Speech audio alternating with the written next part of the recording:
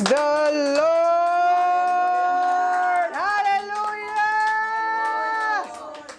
धन्यवाद परमेश्वर यीशु के सुंदर नाम में। तू महान है, सुंदर है, भला है हम सबके जीवनों में। धन्यवाद परमेश्वर, तुझ में कोई कमी नहीं है, तुझ में कोई घटी नहीं है। तुझे धन्यवाद देते हैं और आज इस अभिषेक कार्यक्रम आओ बढ़े के लिए तुझे धन्यवाद देते हैं। सारे भाइयों बहनों के लिए जो इस वक्त हमें सुन पा रहे हैं, देख पा रहे हैं, और तेरे इस चमत्कारी मौजूदगी के लिए धन्यवाद देते हैं जो इस वक्त मौजूद हैं। इन सब के जीवनों को बदलने के लिए, इन सब को आगे बढ़ाने के लिए मैं प्रार्थना करता हूँ कि ये वचन जो सुनने वाला है उसके हृदय और आत्मा में विश्वास के साथ जाए, उसका जीवन पहले जैसे ना रहे। यीशु मसीह के नाम में आमेन। Praise God, hallelujah, praise God. Wow, इस सुंदर अभिषेक कार्यक्रम आओ बढ़े में मैं आपको यीशु के नाम में स्वागत करता हूँ। Glory, praise God. और आज मेरे साथ दोबारा परमेश्वर की जान और मेरी स्त्री पास्टर प्रेज जायन व्यापारी मेरे साथ है। You are welcome. Praise the Lord. Praise God. Isn't she looking so beautiful today? Praise God. Thank you so much, Pastor. You know, last episode में हमने बहुत सारी चीज़ें देखी relationships के बारे में, परमेश्वर के वचन और परमेश्वर के idea, परमेश्वर के point of view से।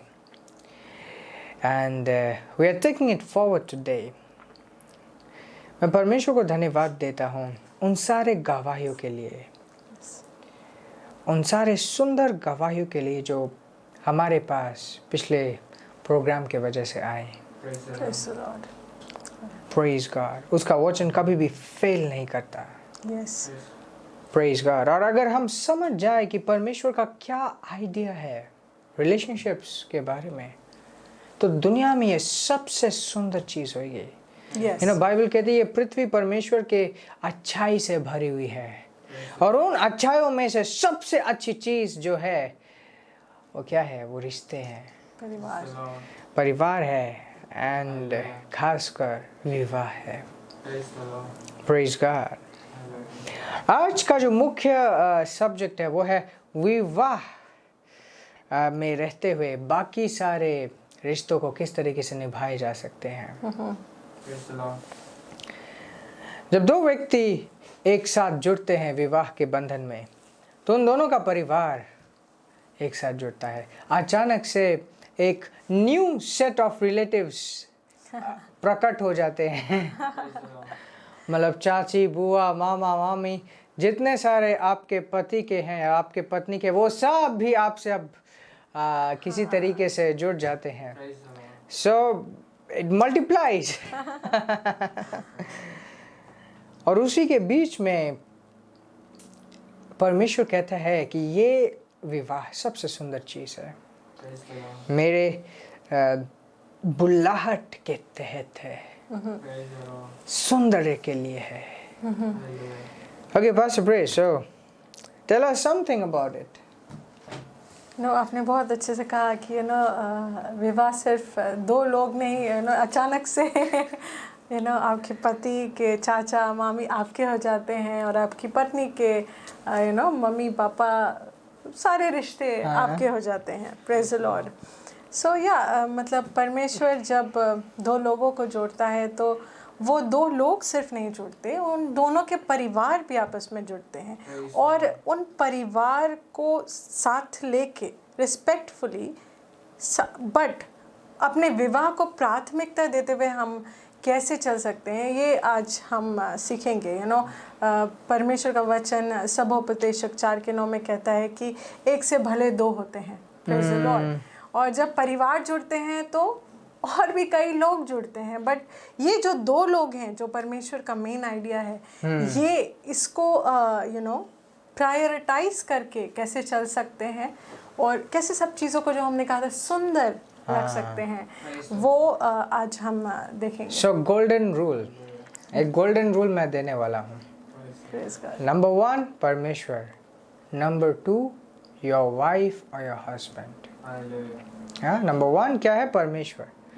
परमेश्वर है मतलब वहाँ पे परमेश्वर का जन या परमेश्वर का वचन, पवित्र आत्मा, सब कुछ उसमें इंक्लूडेड है। परमेश्वर चर्च। हाँ, नंबर 1 इज परमेश्वर एंड नंबर 2 योर स्पाउस, आपका पति, आपका पत्नी।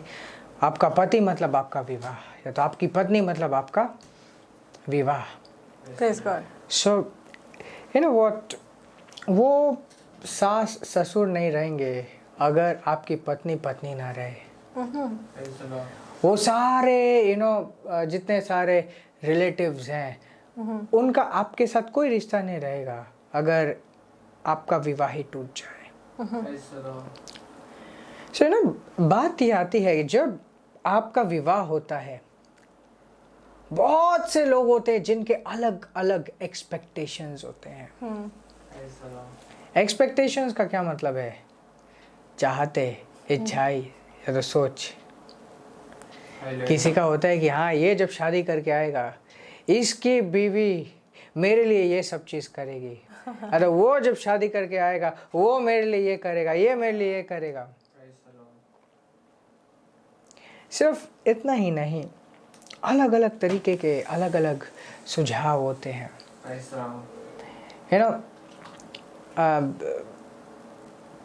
हो सकते ऊपर ऊपर से लगे कि अच्छा जितने ज़्यादा लोग होंगे उतनी ज़्यादा बड़ी खिचड़ी बनेगी, पर ऐसा नहीं है।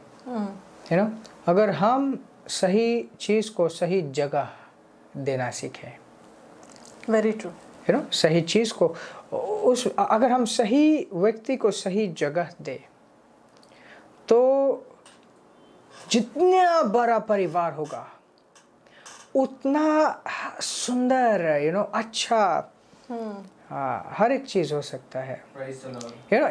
मानव मतलब परमेश्वर ने जो अपने स्वरूप बनाया, क्यों बनाया हम सबको? क्योंकि वो अकेला अच्छा उसे अच्छा नहीं लग रहा था, रिश्ते के लिए बनाया। और हम जो इस पृथ्वी में परमेश्वर के छवि में हैं, हर कोई अपना अलग अलग नहीं रहता, एक कम्युनिटी में रहते हैं, एक सोसाइटी में रहते हैं। It is in us to be in एक साथ मिल के रहना परमेश्वर ने हम सबके अंदर रखा है। प्रॉब्लम तब हो जाती है जब हम यहाँ सही प्रायोरिटी सही जगह पे नहीं दे पाते। अगर एक व्यक्ति, एक रिश्तेदार आपको कोई सुझाव दे रहा है, इसमें कोई गलत बात नहीं है कि वो सुझाव दे रहा है, बट क्योंकि वो आपको सुझाव दे रहा है, आप उस सुझाव को अपने पति के ऊपर या तो अपने पत्नी के ऊपर थोप रहे हो, तब प्रॉब्लम आती है।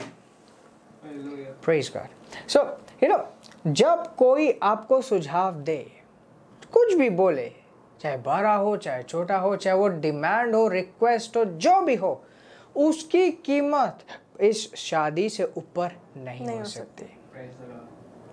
एंड मोर ओवर, हर एक बार आपको इस बात को ध्यान में रखना है कि परमेश्वर आपके विवाह का असली प्रभु है।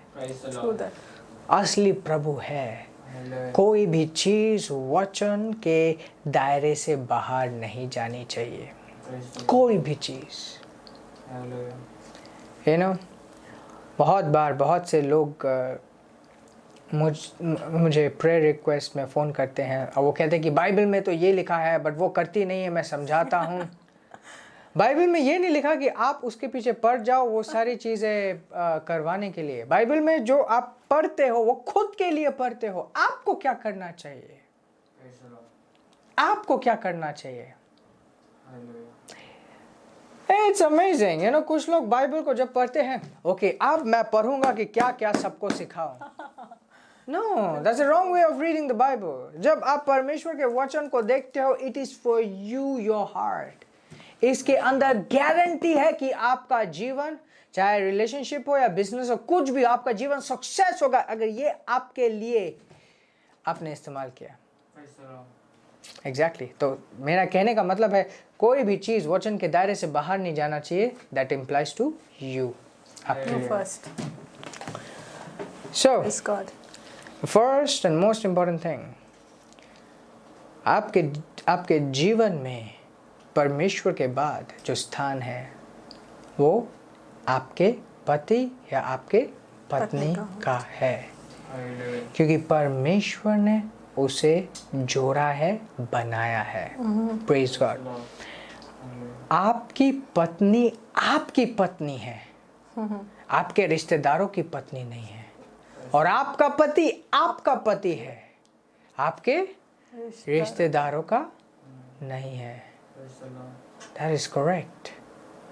बहुत बार होता है कि कोई स्त्री, मतलब कोई एक महिला को बोलते कि अपने पति को बोलना ये करते, अपने पति को बोलना ये, और दूसरे साइड में होता है अपने पत्नी को बोलना ये करे, अपने पत्नी को।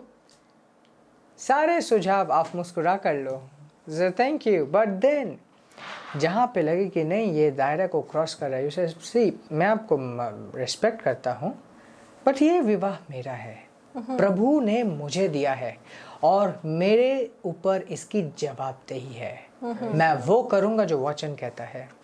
Praise the Lord। Praise God। Say something। It's beautiful कि जैसे दो परिवार जब जुड़ते हैं, बट उसके साथ बहुत बार बहुत सारे कॉम्प्लिकेशंस भी आते हैं, क्योंकि जो दो लोग हैं वो भावनाओं में बह के बहुत बार दूसरे लोगों को अपने एक दूसरे से ज़्यादा प्राथमिकता देने लगते हैं, और उनको लगता है कि ये सही है, और इस दूसरे लोगों को जब वो प्राथमिकता देते हैं और अपने पार्टनर को जब नहीं देते हैं, तो जैसे आपने कहा कि वो दूसरों के एडवाइसेस थोपने लगते हैं, इम्पोज करने लगते हैं।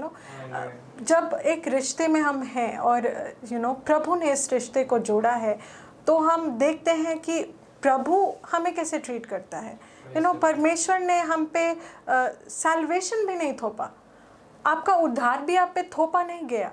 परमेश्वर के लिए आसान है कि हर किसी के दिमाग को यूं बदल के सबको मसीह में ले आए, राइट, बट उसने मसीहत भी हमें एक चुनाव के रूप में दी है कि हम प्रभु यीशु को अपना प्रभु खुद चुने, अपनी इच्छा से चुने और घोषित करें कि वो हमारा प्रभु है। तो जब एक विवाह में हम होते हैं, एफिशियंस चैप्टर 5 वर्स 25 कहता है कि पतियों को अपनी पत्नियों को ऐसे ट्रीट करना चाहिए जैसे मसीह यीशु चर्च को ट्रीट करता है। बहुत बार पतियों में जो होता है, ये मेरे शादी के बारे में नहीं है, pastor is a wonderful husband. मैं कह सकती हूँ मैं बहुत आशीषित हूँ कि वो मेरे प्रभु हैं इस मैरिज में, और क्योंकि वो प्रभु यीशु को प्राथमिकता देते हैं हम हर एक चीज़ में। Praise the Lord. सो ये हर किसी में नहीं होता, जैसे पास्टर ने बोला, बहुत बार हमारे पास कॉल्स आते हैं और पति लोग बोलते हैं कि बाइबल में तो ये लिखा है पर वो करती नहीं है। तो प्रभु यीशु तो आपके पास आके ऐसे नहीं पूछता कि मैंने तो ये कहा था तुम करते नहीं हो, राइट। यीशु आपको ऐसे ट्रीट करता है जैसे वो चर्च को ट्रीट, मतलब आपको प्रेम के साथ ट्रीट करता है। परमेश्वर केयर करता है। एग्जैक्टली एक पत्रस 4:8 कहता है कि प्रेम कई गुनाहों को कवर कर लेता है। Praise the Lord. It covers a multitude of sins. So जब हम प्रेम को प्राथमिकता देते हैं, इम्पोजिशन को नहीं, कि हम तो रिश्तों में घुटन नहीं होती है। Praise God. Praise the Lord. Hallelujah. You know what? I was thinking about परमेश्वर हम सब की परवाह करता है। Okay? एक पति को अपनी पत्नी का परवाह करना चाहिए, एक पत्नी को अपने पति की परवाह करना चाहिए। परवाह का मतलब क्या है?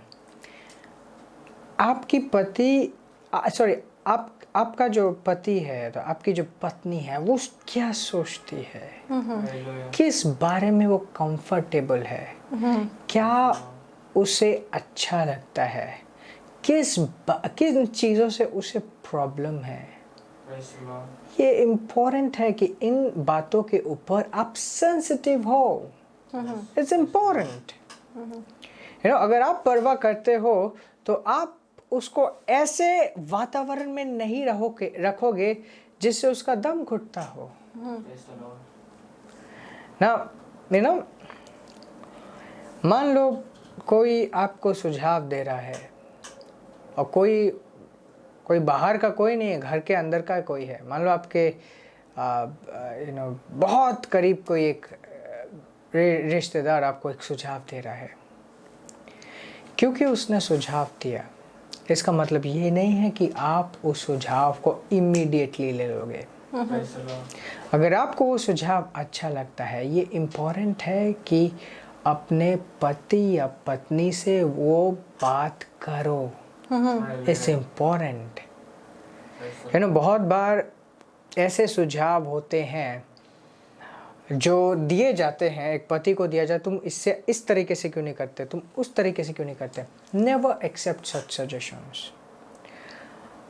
ऐसे सुझाव जो एक पति और पत्नी के बीच में फूट डाल पाए। Now, I want to get this thing. इस समय ऐसा बहुत चल रहा है कि लोग एक दूसरे को अपने कंट्रोल में रखने के लिए सुझाव देते हैं। पति को कहते हैं कि नहीं, इसको आप कंट्रोल में रखो। पत्नी को कहते हैं कि नहीं, इसको आप कंट्रोल में, पति को कंट्रोल में रखो, काबू करके रखो। इससे कोई रिजल्ट नहीं मिलेगा, कभी नहीं। अगर आपका पति प्रेम से आपके साथ रहे और काबू में करके आपके साथ रहे, which is better? प्रेम के साथ रहे। अगर आपने काबू में करके रखा और एक दिन आए वो काबू चला जाए, वो काबू चला जाए, इस तरीके से ब्लास्ट होगा, आपको लगेगा कि ये दिन क्यों आया मेरे जीवन में। That's the truth. काबू करके आप किसी को नहीं रख सकते। अगर किस थोड़े समय के लिए भी रखा, एक टाइम आएगा वो टूट जाएगा। It's true. And one more thing, अलग अलग जगह अलग अलग कल्चर होता है। क्या आप जानते हो प्रेम का कल्चर सबसे बड़ा कल्चर है। मसीह का एक अपना कल्चर है जो वचन में है। That is above all.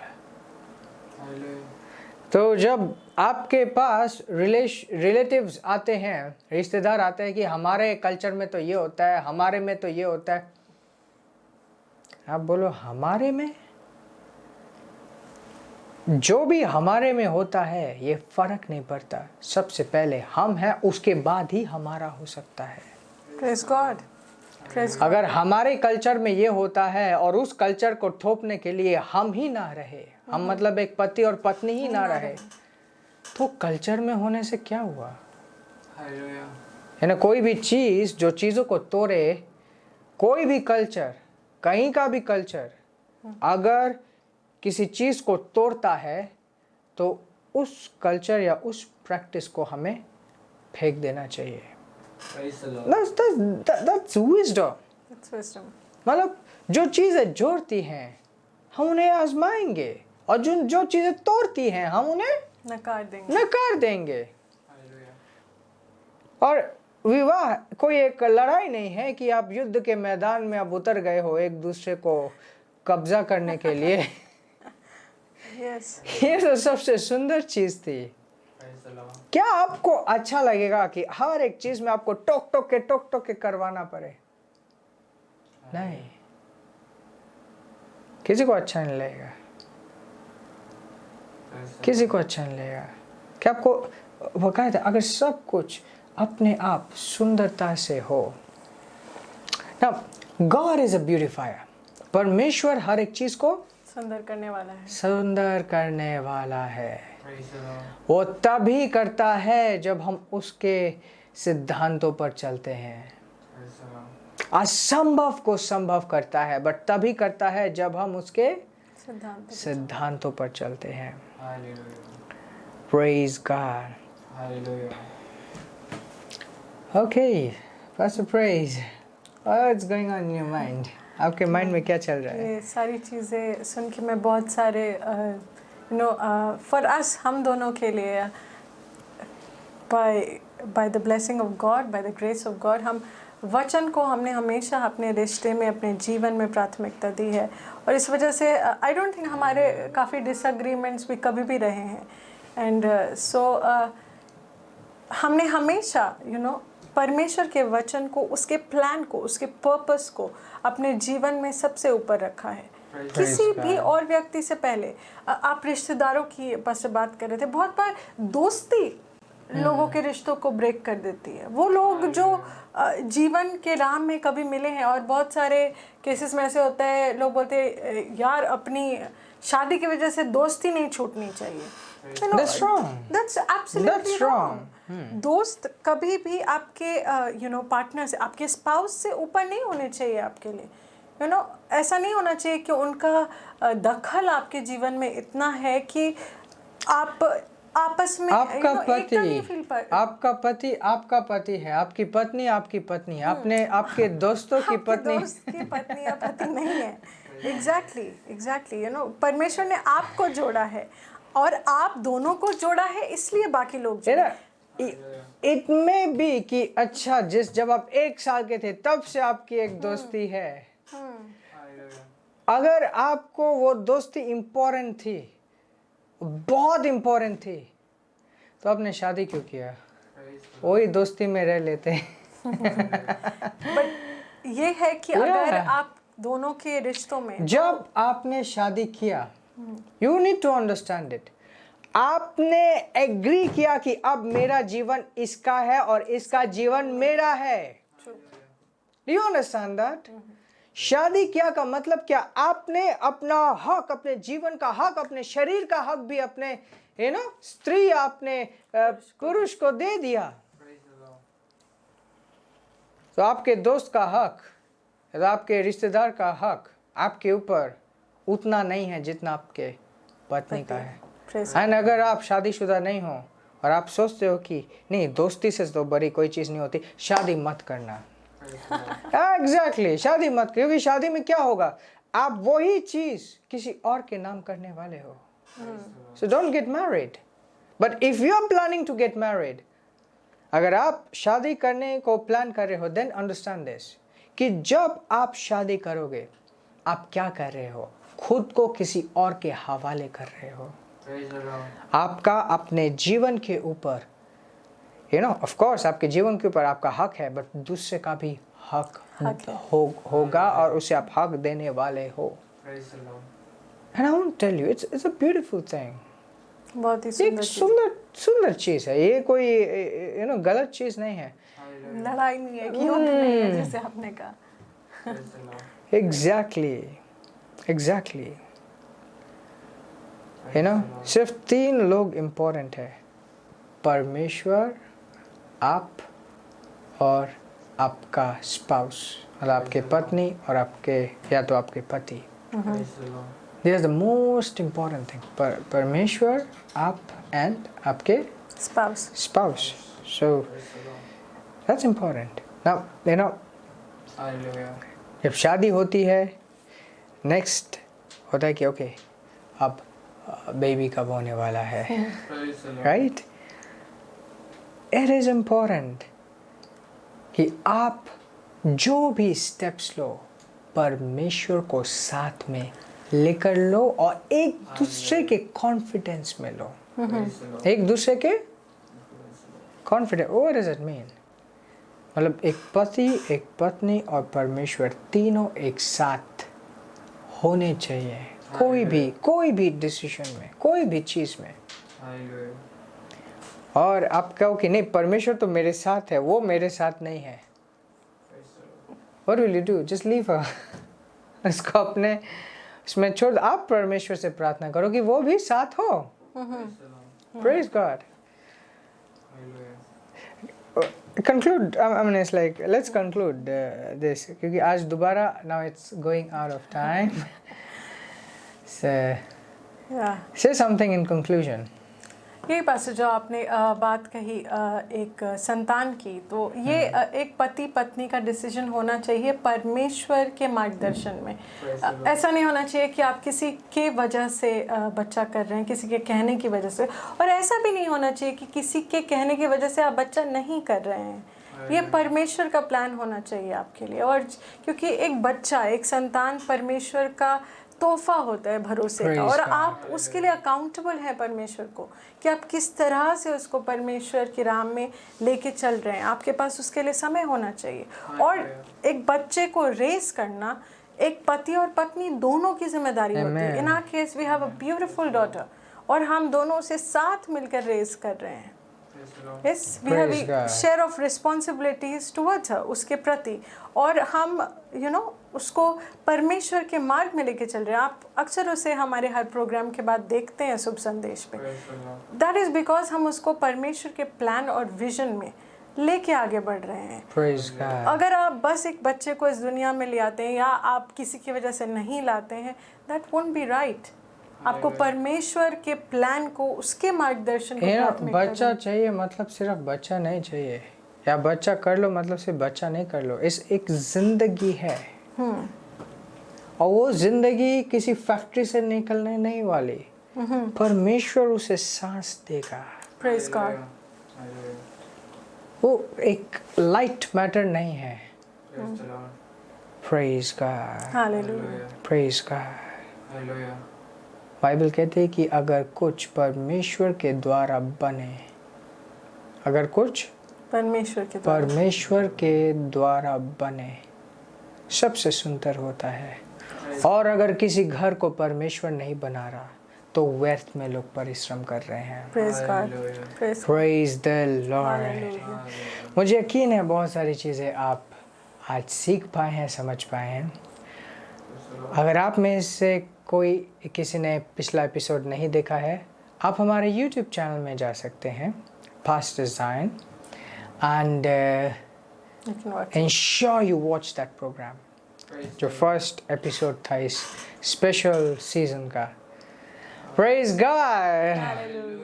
Hallelujah. इस समय आप अपने बेटों को आगे ला सकते हैं, and we'll be praying for you. Pastor Praise, please pray for them.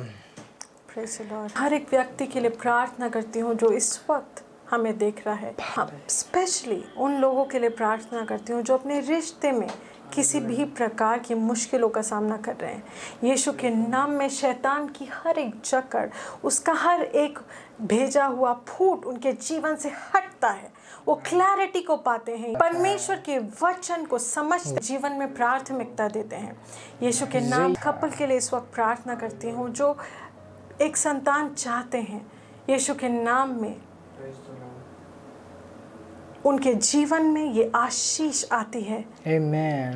यीशु के नाम में धन्यवाद परमेश्वर। यीशु के नाम में धन्यवाद परमेश्वर कि तू सबसे महान है और सबसे प्रेमी है। तूने हमें प्रेम किया है और तूने हर एक चीज को सुंदर बनाया है। Amen. यीशु के नाम में आमेन आमेन। Wow, praise God. Praise God. Praise God. Praise God. परमेश्वर सुंदर है। आशीषित रहें और आगे बढ़ते रहें। And Pastor Praise will be meeting again. अगले एपिसोड में we will continue. There are still a lot of things left. Yes. आशीषित रहें और आगे बढ़ते रहें। Praise the Lord.